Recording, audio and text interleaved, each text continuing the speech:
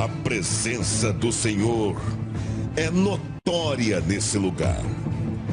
Sejam bem-vindos ao Culto da Laje. Meus queridos irmãos, a paz do Senhor, amém. Glória a Deus. Para mim é um prazer e uma honra estar com vocês nesta noite, conhecendo esta linda igreja, este lindo povo que vai morar no céu. Você diz amém? Amém. Glória a Deus.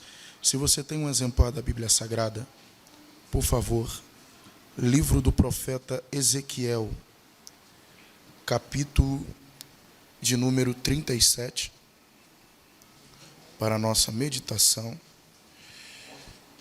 Eu vou utilizar a versão do aparelho do telefone, que é a versão que mais se encaixa para a nossa ministração essa noite. Bom, Ezequiel, capítulo de número 37, a partir do verso de número 1, quero desde já expressar a minha gratidão a Deus pela vida de cada um dos irmãos. Viu? Deus abençoe vocês, a sua casa, a sua família. Bom, para mim é uma alegria muito grande poder rever o pastor Carlos. É um amigo, é uma bênção. Deus abençoe, tá bom? Deus abençoe sua casa, sua família, tá bom? A última vez que eu estive aqui na Rocinha, também estive com o pastor Carlos. Nós tivemos um culto ao ar livre lá no topo, né, pastor? Aí encontramos o pastor aqui embaixo, pegamos uma moto, subimos, foi uma bênção, teve alma para Jesus.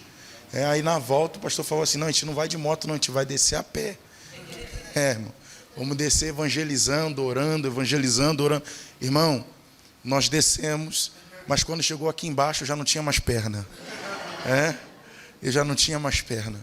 Mas eu creio que sementes foram plantadas naquele dia e que para a glória do nome do Senhor veremos florescer em nome de Jesus.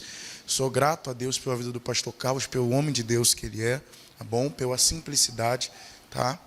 Então, para mim é gratificante estar aqui. Eu sei que o Senhor tem tantos amigos e lembrar de mim, para mim é um motivo de honra, viu? Irmãos, para quem não nos conhece, bom, meu nome é Christian Oliveira, eu sou de Engenheiro Pedreira Japeri. Irmão, alguém conhece aí? Irmão, misericórdia, né? Irmão, só para vocês terem noção, eu comecei a me arrumar 2h30 da tarde, para 3h30 sair, para chegar aqui 7h20, eu estava na porta, não é isso, meu amigo? 7h20 eu estava na porta. Eu não sei que horas eu vou chegar em casa, mas eu tenho uma palavra de Deus para a sua vida. Tem alguém que acredita nisso? Livro do profeta Ezequiel, capítulo de número 37, a partir do verso de número 1. Você que encontrou, diga amém. E veio sobre mim a mão do Senhor, e ele me fez sair no Espírito do Senhor, e me pôs no meio de um vale, no meio de um que estava cheio de ossos, e me fez passar em volta deles, e eis que eram muito numerosos sobre a face do vale, e eis que estavam sequíssimos, diga sequíssimos. E me disse: filho do homem, porventura viverão estes ossos? E eu disse: Senhor Deus, tu o sabes. Então me disse: profetiza sobre estes ossos e diz-lhes: ossos secos, ouve a palavra do Senhor. Assim diz o Senhor Deus a estes ossos: eis que farei entrar em vós o Espírito e vivereis, e porei nervos sobre vós, e farei crescer carne sobre vós, e farei estender pele, e porei em vós o Espírito e vivereis, e sabereis que eu sou o Senhor. Então profetizei como se me deu ordem, e houve um ruído enquanto eu profetizava, e eis que se fez um reboliço, e os ossos se achegaram, cada osso ao seu osso. Verso de número 10, para encerrarmos a leitura, diz assim: e profetizei como ele me deu ordem, então o Espírito entrou neles, e viveram, e se puseram em pé um exército grande em extremo. E você diz amém? Amém. Antes de você tomar o seu assento, se você puder, desocupe a sua mão, cate a mão do crente mais bonito, mais cheiroso e mais pentecostal que você encontrar do seu lado, você consegue dar a mão para essa pessoa? Ele tem que ser pelo menos ou bonito, ou cheiroso, ou pentecostal. Se ele for os três, quando você pegar na mão, ele vai dizer glória a Deus. Gostei do pastor, isso. Isso, de mão dada com essa pessoa, isso. Saculeja ele aí, saculeja ela aí. Isso. Abre um sorriso Colgate para ele agora. Pregador, como é que é um sorriso Colgate? É o sorriso do pastor Carlos, com todos os dentes. Isso, diz para ele, diz para ela, que bom que você veio. Não, irmão, diga com força, diga que bom que você veio. Isso, diga para ele, diga para ela, mas da mesma forma, você não pode sair. Levanta a mão desse crente aí, porque ele não é vencedor, ele é muito mais do que vencedor. E eu profetizo que este culto ficará marcado na sua história. Se tem alguém que acredita nisso, aplaude o nome do Senhor e senta glorificando e exaltando a Deus. Tome seu assento.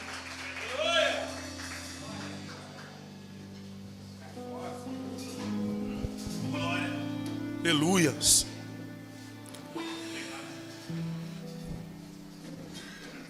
Meus irmãos, eu quero ser bem rápido e bem prático, até porque eu quero voltar mais vezes. Se eu for rapidinho, o pastor Carlos me traz de novo. Vai que tem uma segunda-feira vaga em julho. Aí eu já começo a me programar desse mês para o próximo, né, irmão? Para tentar chegar mais cedo. Meu pastor, eu posso ir até que horas? Amém. Olha aqui para mim, irmãos. Olha aqui para mim, olha aqui para mim. A nossa Bíblia Sagrada apresenta para a gente o que nós conhecemos como o Antigo Testamento. O Antigo Testamento difere do Novo. Enquanto o Novo tem 5 divisões principais, o Antigo Testamento tem 4. Entre as 4 divisões do Antigo Testamento, apresenta-se para a gente 2 que eu gostaria de destacar, que é a primeira, que é o Pentateuco, os primeiros 5 livros da Bíblia compilados e escritos por Moisés. Esses livros também compõem a chamada Torá Sagrada.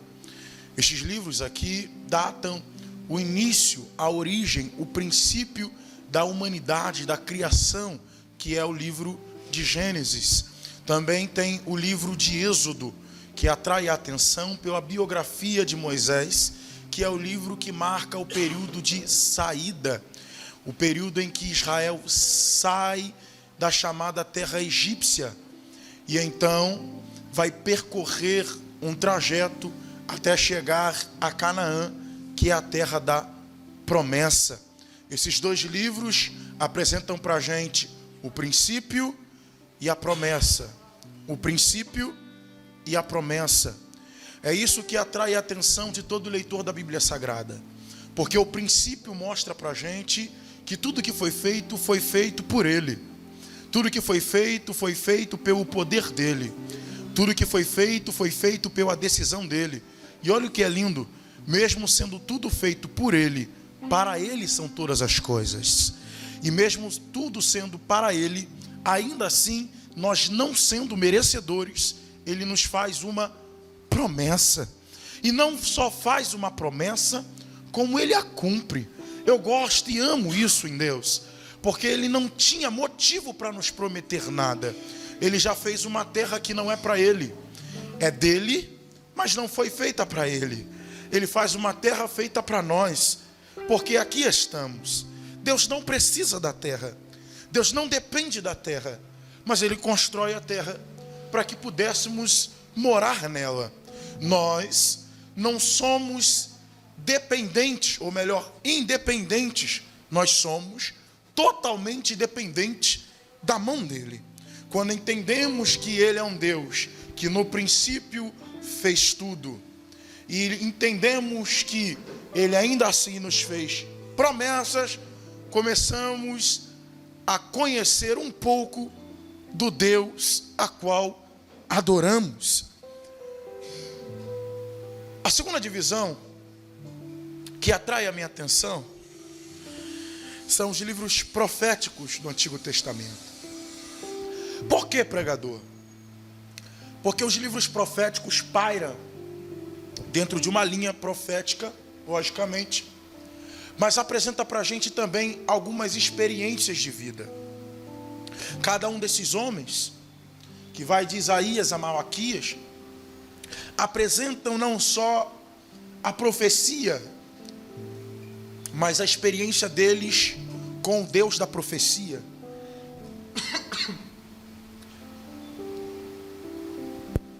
Cada um desses homens apresentam não só a profecia, mas a experiência que é construída com o Deus da profecia.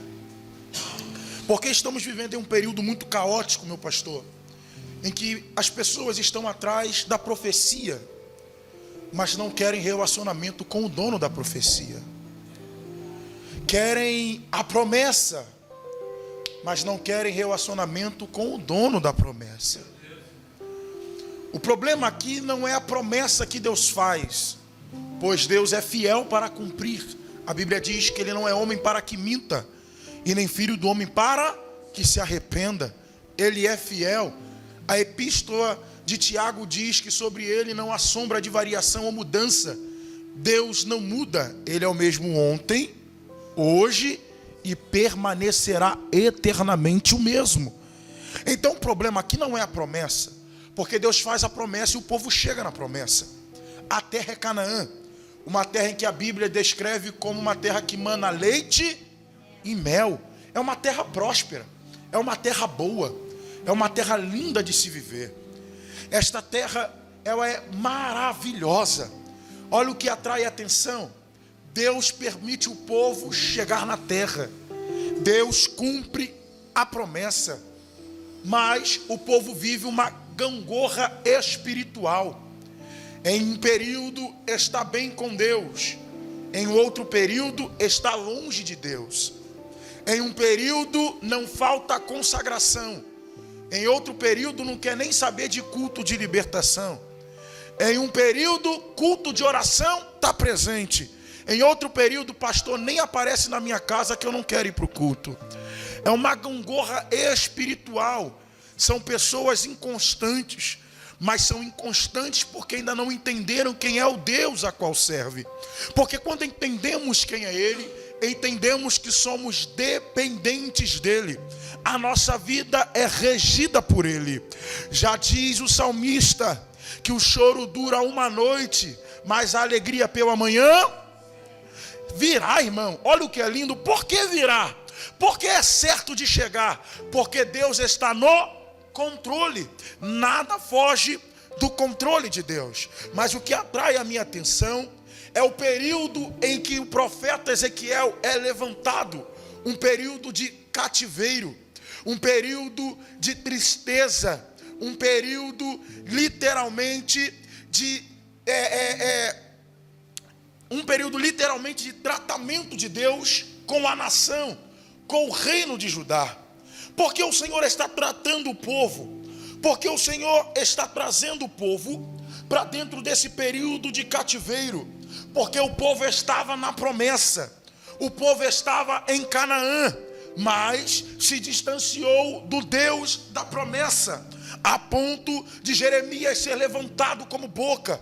E como boca, Jeremias libera uma profecia, dizendo que este cativeiro chegaria, 70 anos perduraria, e o Senhor levantaria Nabucodonosor como sua ferramenta de tratamento, como sua espada. No capítulo número 25 do livro do profeta Jeremias, ele diz que Nabucodonosor seria a sua espada. Para quê? Para tratar o povo. Deus é alguém que ele tem tanto ciúme de você, que ele prefere te tratar do que te perder. Ele prefere te cortar do que te perder. Ele arranca o povo de dentro da chamada terra prometida, de dentro da Canaã, e leva para um cativeiro.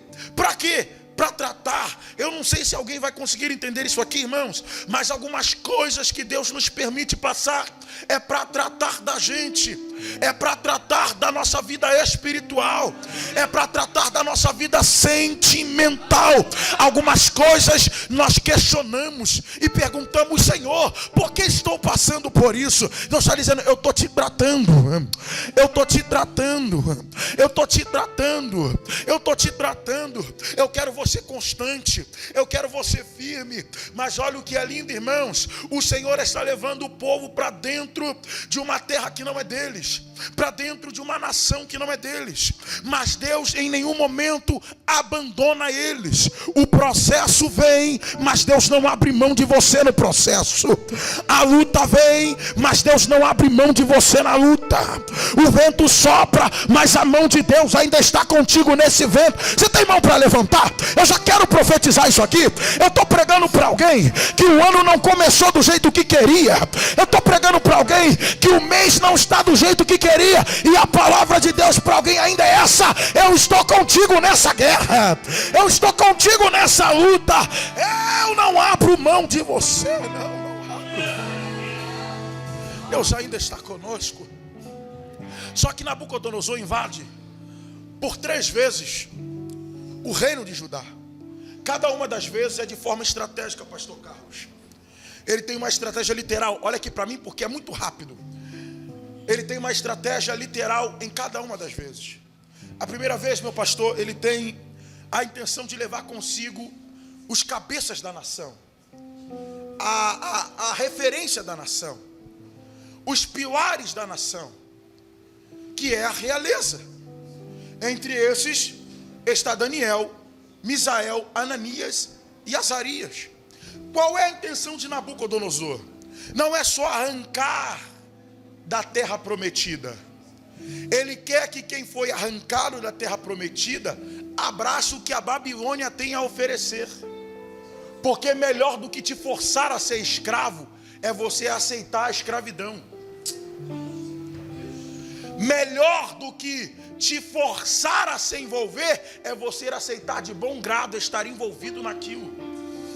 É por isso que a estratégia dele é levar as referências, levar os cabeças, porque ele entende que se os cabeças se dobrarem, a coluna da casa se dobrar. Se a cabeça da casa se dobrar, a casa se dobra. A casa também vai, a casa também mergulha. Só que eu não sei se vai valer um glória, irmãos. Se valer, reage.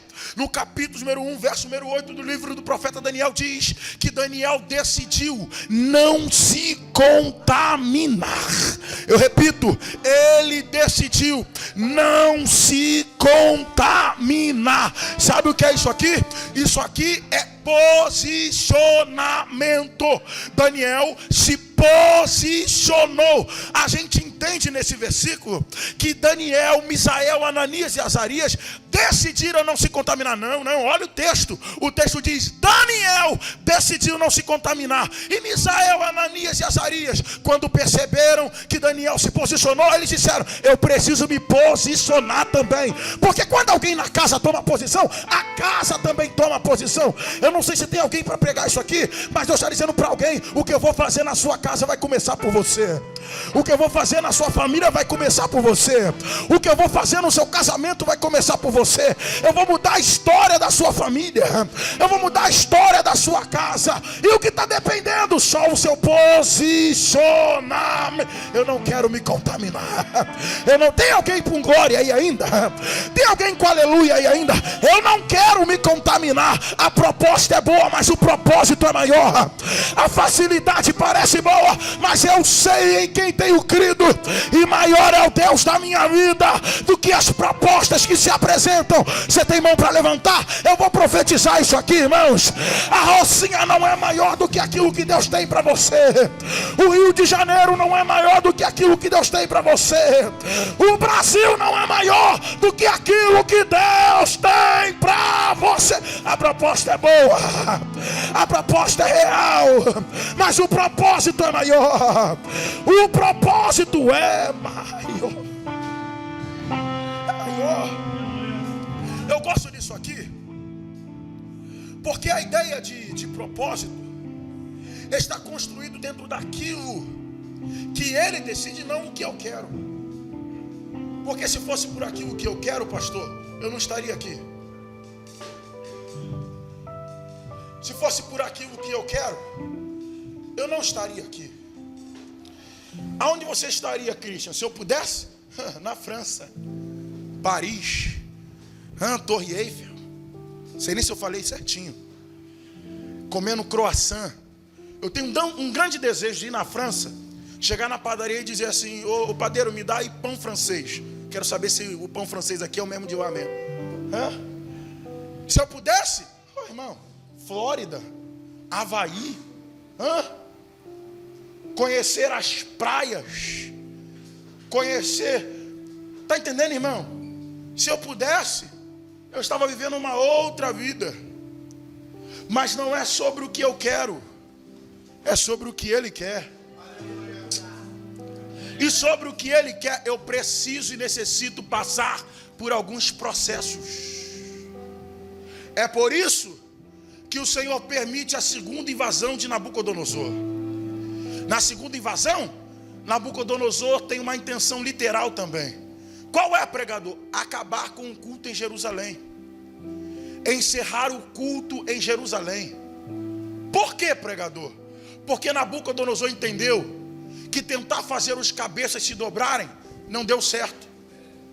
E tem alguma coisa trazendo esperança para eles dentro do cativeiro. E o que é? O culto que acontece em Jerusalém. Por que o culto está trazendo esperança para eles? Porque o culto, ele está voltado dentro de uma liturgia que não muda. Qual é a liturgia? Aqui a gente não veio para receber. Aqui a gente veio para entregar. Eu vou repetir porque eu ouvi 5 glória a Deus.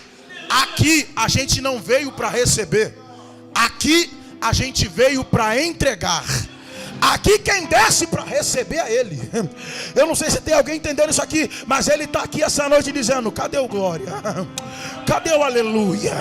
Cadê essa mão que eu te dei levantada? Cadê você adorando o meu nome? Cadê você dizendo santo? Cadê você que veio para entregar culto? É Ele. Ele desce. É por isso que a expectativa do culto não está conectada em quem prega. A expectativa do culto não está direcionada para quem dirige. A expectativa do culto, meu pastor, não está direcionada para quem canta, para quem toca, não. A expectativa do culto está no Deus do culto. Só para você entender, se o Christian não viesse, ainda teria culto. Se o pastor Carlos não viesse, ainda teria culto. Se você não viesse, ainda teria culto. Aonde estiver 2 ou 3 reunidos no meu nome, ali eu me faço presente. Tem alguém para levantar as 2 mãos? Eu tenho uma palavra e a palavra é essa: o dono da igreja está na casa. E só para você reagir no glória, só para você reagir no glória, diga para alguém: se o dono da casa, diga para alguém, se o dono da casa está na casa, alguma coisa vai acontecer. Ai, ai, ai. Eu gostei do meu amigo que levantou a mão atrás. Eu gostei. Só para você entender, eu gostei da palavra da minha irmã. Minha irmã falou sobre Ana. Ana está em um período crítico. O período é tão crítico que Ana está mal. Alguns vão descrever Ana em um período completamente depressivo. Ela vive uma depressão profunda. Só que a Bíblia diz que um culto mudou a história dela. Um culto mudou a história dela. Diga para alguém: você só precisa de um culto, e esse culto pode ser hoje. Não, eu repito, você só precisa de um culto, e esse culto pode ser hoje. Eu vim de Engenheiro Pedreiro a Japeri para dizer para alguém: o dono do culto está na casa, e Ele cura, Ele salva, Ele liberta, Ele livra, Ele levanta, Ele restaura, Ele resgata. Só quem veio para adorar Ele, só quem veio para... Tem glória aí? Tem glória aí? Tem aleluia aí? Tem glória aí? O dono da casa, o dono da casa, o dono da casa. Dono. Ele entende que o culto em Jerusalém está gerando esperança. A estratégia dele é: vou acabar com o culto em Jerusalém. Como? Arrancando de lá os sacerdotes e os levitas. Entre esses está Ezequiel, filho de Buzi, o sacerdote. Ezequiel é orientado, ensinado e formado para ser um sacerdote. Olha a frustração de Ezequiel. Ele foi arrancado de sua casa. arrancado de sua pátria, perdeu aquilo que lhe dava ânimo todos os dias, que era a expectativa de servir no templo, a sua funcionalidade. Se não é suficiente, ele agora está em uma terra estranha, de frente para um rio chamado Rio Quebar. E quem está com ele está gemendo de dor. Quem está em sua volta está em desespero. Ezequiel não tem tempo nem de chorar, porque quando ele chega lá, Deus: Ezequiel, eu quero você como profeta. Como assim, Senhor? Eu perdi, estou sofrendo, estou mal. E Deus está dizendo para alguém: mas você não tem tempo para perder. É você que eu vou levantar para usar. É você que eu vou levantar para ser canal para alguém. Eu estou pregando para alguém que está dizendo: Senhor, até quando? Deus está dizendo: eu ainda quero te usar. Esse propósito, esse processo vai me fazer alcançar pessoas através da sua vida. Deus está dizendo para alguém: o Rio Quebar não é o ponto final. O Rio Quebar é o começo de uma nova página, de uma nova história. Eu estou te levantando como profeta, Ezequiel. Ezequiel é conhecido como profeta das visões. Ezequiel, ele tem visões mirabolantes, meu amigo. Dentre as visões que ele tem, Ezequiel tem a visão do capítulo número 37. A visão do capítulo número 37 é uma das visões mais conhecidas do Antigo Testamento. Talvez do livro do profeta Ezequiel a mais famosa. O Vale de Ossos Secos. Só que o que me chama a atenção é todo o contexto que se apresenta. Porque a Bíblia diz o seguinte: e veio sobre mim a mão do Senhor, e me levou no meio de um. Já estou no processo, ainda vou entrar no vale, Senhor. Já percebeu que parece que algumas coisas não tem como piorar e piora? No meio de um vale. Só que me levou, e olha o que o texto diz: e me fez andar. E me fez o quê? E o que ele viu? Ele viu ossos secos. Sabe o que é ossos secos? É um estado de decomposição. Está falando de alguém que já esteve vivo e não está mais. Já esteve de pé e não está mais. Só que o estado de decomposição está gritando para a gente o seguinte: não morreu hoje, não morreu ontem, já morreu já tem tempo. Só que a mão do Senhor me fez andar. Me fez o quê? Porque o céu está dizendo: aonde muita gente parou, você não vai parar. A minha mão ainda te faz. Eu sei que para algumas pessoas é difícil de entender isso aqui, mas eu vou bem simples, pastor. A mão do Senhor é o motivo da sua casa estar de pé. A mão do Senhor é o motivo do seu casamento ainda estar de pé. A mão do Senhor é o motivo dos seus filhos ainda estarem vivos. Que isso, pregador? Me prova na Bíblia. Eu te provo. Salmos 124:7. O laço do passarinheiro se quebrou e Deus nos deu o livramento. É a mão dele que está lá. Não, pregador, melhora para mim. Isaías 43:13. Ainda antes que houvesse dia, eu sou, e ninguém há que possa escapar das minhas mãos. Quando ele diz ninguém há que possa escapar das minhas mãos, ele está dizendo: a minha mão está sobre o controle de tudo, nada foge do meu controle. Ele está gritando o seguinte: tudo que está no meu controle acontece porque eu permito, chega porque eu permito, vive porque eu permito, constrói porque eu permito. Aí tem alguém olhando para a sua casa e dizendo: por que eu ainda não chutou o balde? Por que ele ainda não abandonou a casa? Por que eu ainda não tirou a vida? Porque a mão do Senhor continua no controle. A mão do Senhor continua no controle. A mão do Senhor continua no controle. Me fez andar. Só que o diagnóstico é esse: ossos secos. Agora eu gosto disso aqui, irmão. Eu já começo a encerrar. Verso número 2: e me fez passar em volta deles, e eis que eram muito numerosos sobre a face do vale, e eis que estavam sequíssimos. Estavam o quê? Sequíssimos é diferente de secos, porque aí já é um outro nível de decomposição. O que o texto está gritando para a gente é: até os ossos já não tem mais firmeza, já perderam o cálcio, estão tão sequíssimos que já não tem mais firmeza. E quem é esses aqui? A casa de Israel, o reino de Judá. Por que eles estão mortos, pregador? Porque eles perderam a esperança. Salmos de número 137 pediram a nós que cantássemos um hino de Sião. Como cantaremos um hino de Sião em terra estranha?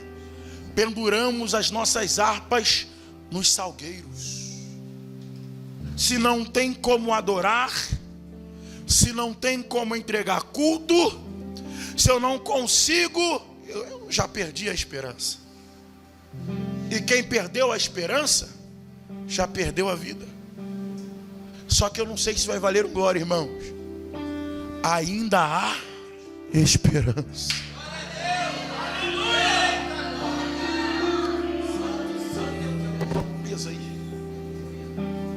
Ainda há esperança? Qual é a esperança? Lembra o que eu disse? A expectativa do culto não é em quem prega, não é em quem canta, não é em quem dirige, não é o meu amigo que está ali na transmissão. Não, a expectativa do culto é no dono do culto, no dono.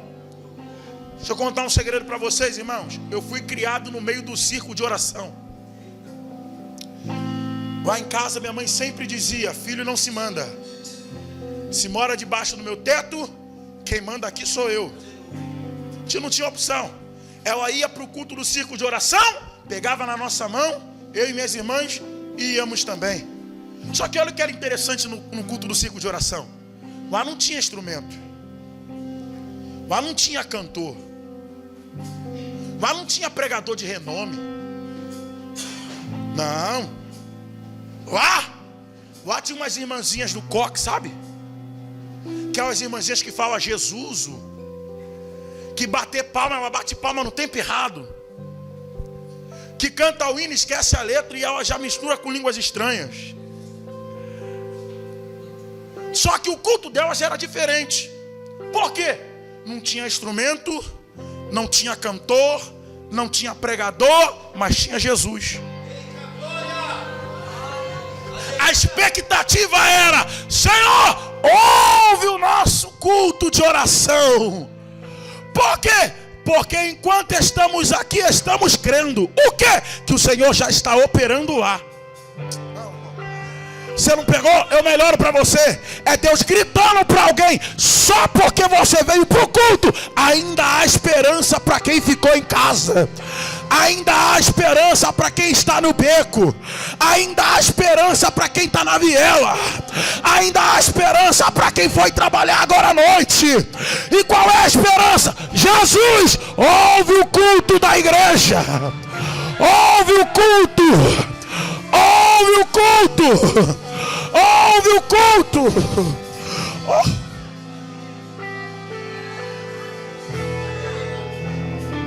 Porque quem olha não está entendendo. Quem olha está dizendo: é vale. Mas esse vale não é de Ezequiel. Deus leva Ezequiel no vale, mas o vale não é dele. Desceu agora. Deus leva Ezequiel no vale, mas o vale não é dele. Ora, se o vale não é dele, Deus coloca Ezequiel no vale, não é por causa dele, mas é por causa de alguém que está naquele vale. Aprenda que alguns vales que você vai passar é por causa de alguém que está lá. E aí que Deus vai usar você para levantar quem está caído. Oh, irmão. Mas o inimigo disse que eu não posso, que eu não consigo. Alguém disse que eu não sou bom, que eu não tenho característica, que eu não tenho tenho a postura, que eu não tenho o jargão, que eu não tenho. Deus está dizendo para alguém: para com isso. Se eu te levantei como profeta, a sua função é abrir a boca e colocar a palavra é minha. Eu te uso para alguém. Eu te uso.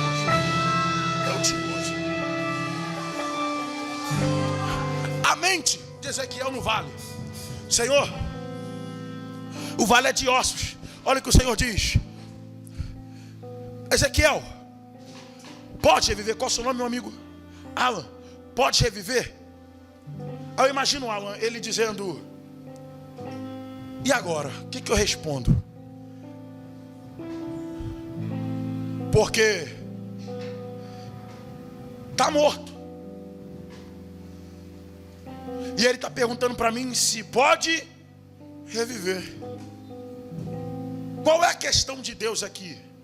É jogar a responsabilidade para cima de Ezequiel? É claro que não. Deus não é um Deus irresponsável. Aprenda isso. Ele nunca vai colocar nas suas mãos aquilo que você não tem capacidade de lidar. É por isso que ele, quando pergunta para Ezequiel, Ezequiel rapidamente entende o quê? Que aquilo que ele está perguntando não está nas mãos dele. Ele responde: Senhor, tu sabes. Por quê? Porque se tu quiseres operar, se o Senhor quiser fazer, se o Senhor quiser levantar, se o Senhor quiser restaurar, oh Senhor, não tem inimigo na terra, debaixo da terra, não. Não tem obra de macumbaria, feitiçaria, não. Não tem caluniador, não. Não tem fofoqueiro, não. Não tem amigo traidor, não. Se o Senhor quiser operar, não importa a minha área social, não. O que importa é se o Senhor quiser. Nada vai impedir o seu agir, nada. Senhor, se tu quiseres, tu sabes, Senhor. Então faz o seguinte, Ezequiel, profetiza. Faz o quê? Faz o quê? Olha para mim, estou terminando. Faz o quê? Diga para alguém: profetiza. Não, irmão, deixa eu te contar um segredo. Aqui no culto da laje não dá tempo da gente falar fraco. Aqui é para forte, irmão. Aqui é para corajoso. Então você vai dizer para essa pessoa aí: profetiza. Isso, fala, profetiza. Por que profetizar? Porque profetizar é uma função diferente do sacerdócio. Profeta é diferente de sacerdote. Sacerdote, ele recebe do povo e leva para Deus. E o profeta recebe de Deus e leva para o povo.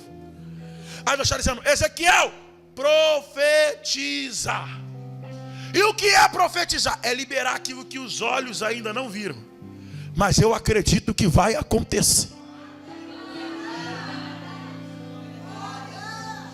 Profetizar é liberar aquilo que muita gente gritou que não vai dar certo, mas você crê dizendo: vai dar certo. Profetizar é liberar aquilo que as circunstâncias dizem não vai chegar, não vai romper, não vai conquistar. E ele está dizendo: você não vai dar certo. E você está dizendo: mas eu creio num Deus que fez a promessa. Vai dar certo, vai dar certo, vai dar certo. Profetiza. É por isso que precisamos entender aqui 3 coisas. Quantas coisas? Que há coisas que só vamos vivenciar quando pisarmos lá. Tem coisas que só vamos tomar posse quando pisarmos no ambiente. É por isso que tem algumas coisas que só vão destravar quando a gente entender que precisamos estar no culto. Pisar no culto. Me prova isso, pregador. Aonde colocar a planta dos vossos pés? Coisa linda. Aleluia. Eu daria a vocês por herança. Por quê? Pé te dá posse. Possessão. Posse. Pisei, é meu. Pisei, é... Irmão, eu estou pregando para alguém que está dizendo: Senhor, é só uma lojinha. Deus está dizendo: pisa lá. Eu não tenho condições. Deus está dizendo: pisa lá. Tem fé? Pisa lá. Senhor, eu queria sair do aluguel, vai ver a casa. Mas eu não tenho. Irmão, ver a casa é contigo, prover é com ele. Aleluia. Eu estou pregando para alguém que está dizendo: Senhor, eu não aguento mais. Eu preciso abrir o meu negócio. Deus está dizendo: vai, pisa. Mas em contrapartida, enquanto algumas coisas só vão vir quando a gente pisar, outras coisas só vão chegar quando a gente tocar. Pisar é diferente de tocar. Pisar gera domínio. Tocar é reconhecer necessidade. Melhora para mim, quem lembra da mulher do fluxo de sangue? Ela saiu de casa dizendo: se eu somente... Algumas coisas vão chegar quando você pisar, mas algumas coisas para mudar, você vai ter que tocar. Eu estou pregando para alguém que vai chegar em casa hoje, vai botar a mão no armário, vai botar a mão na despensa, vai pegar a peça de roupa dele, vai pegar a peça de roupa dela. Eu estou pregando para alguém que vai chegar em casa, vai pegar a carteira de trabalho, vai pegar o laudo médico, vai tocar e vai dizer: Senhor, se eu somente tocar, eu creio, alguma coisa vai acontecer. Mas também, em contrapartida, algumas coisas só vão ser transformadas quando a gente profetizar, liberar a palavra. Melhora para mim, pregador. Ezequiel profetiza, e eu profetizei como me deu ordem. E o que aconteceu? Eu ouvi barulho, eu ouvi ruído, eu ouvi o quê? Eu ouvi o quê? O milagre nem estava sendo visto ainda, mas o barulho dele chegando já estava à porta. Não dava para ver o milagre acontecer, mas o barulho dele chegando, alguma coisa acontecendo. Eu dei essa volta toda aqui para te dizer isso aqui. Deus não te chamou para parar no vale. Deus te deu pés para tomar posse, mãos para tocar e boca para profetizar. O quadro da sua vida e da sua história vai mudar através de você. Você consegue fechar os olhos? Eu já terminei. Você consegue fechar os olhos? Eu estou pregando para alguém que crê no Deus que cura, no Deus que salva, no Deus que liberta, no Deus que provê. Eu tenho uma palavra de Deus para você: o inimigo será envergonhado. O inimigo tenta laços embaraços para me envergonhar, mas não vá, porque eu não estou sozinho nessa guerra. Está comigo o braço forte. Você consegue levantar uma das mãos bem alto e dizer: aquele que acalma o vento, aquele que isso, que tira a força do fogo e faz o leão jejuar. É o Deus que derruba, é o Deus que derruba as muralhas, da estéril faz pães de filhos. É o mesmo que bradar do alto: não temas, sou contigo. Eu já dei um caminho aberto pelas águas, faz romper muitas fontes em meio ao deserto. Haverá nuvens que trazem chuvas de bênção.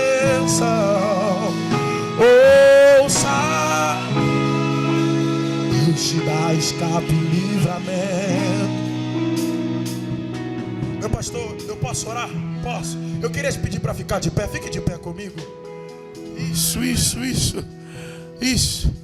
Eu queria nesse momento convidar você que acredita que esse culto É o culto do seu milagre. É o culto da resposta. É o culto em que Deus opera lá e traz a vitória. A gente veio para entregar, mas olha o que é lindo em Deus. Ele não dispensa ninguém de mãos vazias. Eu quero terminar esse culto orando por você, pela sua casa, pela sua família. Você que acredita que a vitória já está chegando e que ela chega hoje. Sai do teu lugar agora, vem aqui na frente. Eu quero orar por você. Só você que acredita que essa é a noite da sua vitória. Sai do teu lugar agora. Eu quero orar por você. Rápido, rápido. Eu quero orar pela sua casa, pela sua vida, pela sua família.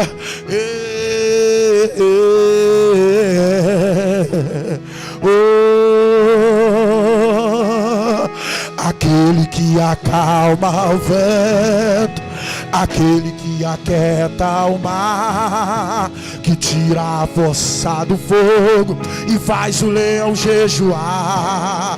É o Deus que derruba, é o Deus que derruba as muralhas, da estéril faz mães de filhos. É o mesmo que brada do alto, não temas, sou contigo. Deus já tem um caminho aberto pelas águas, faz romper muitas fontes em meio ao deserto. Haverá nuvens que trazem chuvas de bênção. Ouça a voz, Deus te dá escape e livramento. Faça o sustenido menor, ai! E Deus proverá quando azeite e a farinha faltar, quando as minhas forças se esgotar. Deus proverá, Deus proverá. Mesmo cego me faz enxergar, mesmo falho me faz andar sobre as águas. Não vivo pela vista, não, eu vivo pela fé. Então Deus proverá, Deus proverá. Olho para o alto, então vem o socorro, sim, Deus proverá. Me enxergou na minha tormenta, me livrou em meus problemas, transformou minha tristeza e mudou minha vida. Tem gente chorando aqui. Me vestiu com roupas novas, pôs azeite em minha cabeça, me deu um lugar na mesa. O meu Pai não me rejeita, me enxergou na minha tormenta, me livrou em meus problemas, transformou minha tristeza e mudou minha vida inteira. Me vestiu com roupas novas, pôs azeite em minha cabeça, me deu um lugar na mesa. O meu Pai, levante a mão e diga: e eu vaguei o mundo afora, mas não encontrei o que tenho agora. Eu tenho você,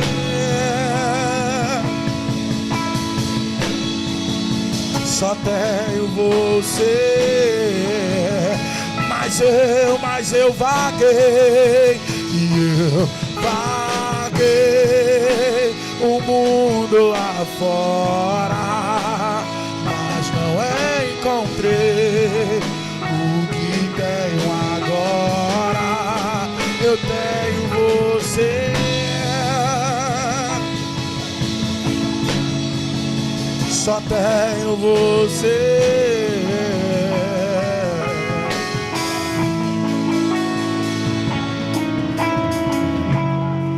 Eu só tenho você, pois não há outro como tu. Não, não há. E não há outro como tu. Não há outro como tu. Não há outro como tu. Não há outro como Jesus.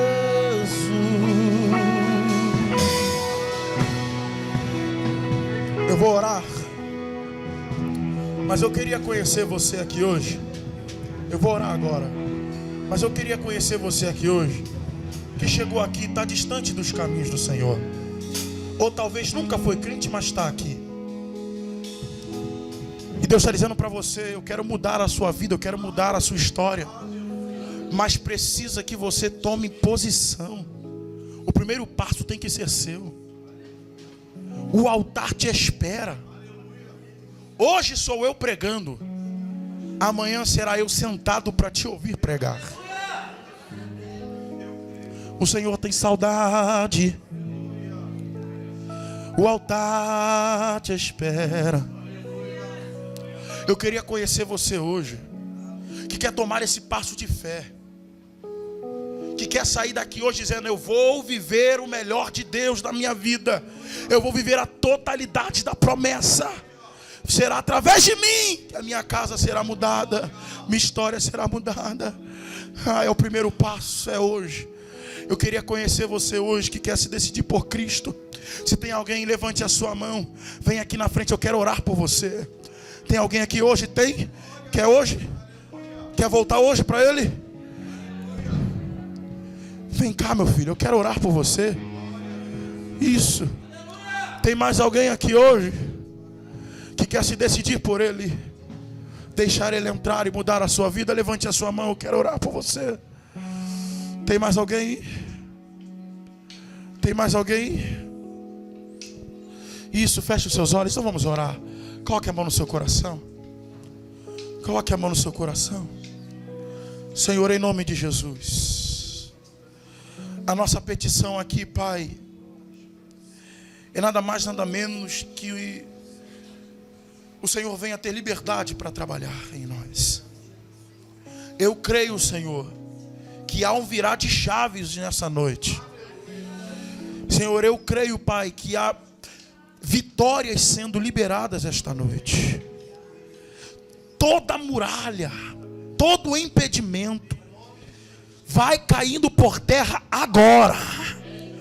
Toda palavra contrária, toda palavra de maldição, toda amarração, toda obra de macumbaria, feitiçaria, seja quebrado agora no nome de Jesus. Senhor, eu te entrego em tuas mãos esta casa. Eu te entrego em tuas mãos esta família. Eu te entrego em tuas mãos, Senhor, este filho, esta filha, este marido, esta esposa, esse pai, essa mãe. E liberamos uma palavra aqui neste altar. E a palavra é esta: operando, Senhor, não há quem possa impedir. Entra agora, Senhor, na casa dela. Entra agora, Senhor, na casa dele. Opera, Senhor, opera, Senhor, opera, Senhor. Que haja bálsamo, haja cura, libertação, salvação, tudo isso para a glória do seu nome, pois viveremos a totalidade da promessa. Eu creio nisso, Senhor. Senhor, toma em tuas mãos a vida do teu filho. Ele estendeu a mão, sela ele com teu espírito, porque eu creio, Senhor, que ainda verei ele neste altar pregando a tua palavra, em nome de Jesus. Olha aqui para mim, irmãos. Vamos de ato profético. Vamos de ato profético. Eu queria que você encontrasse pelo menos 5 pessoas nessa casa. Quantas pessoas?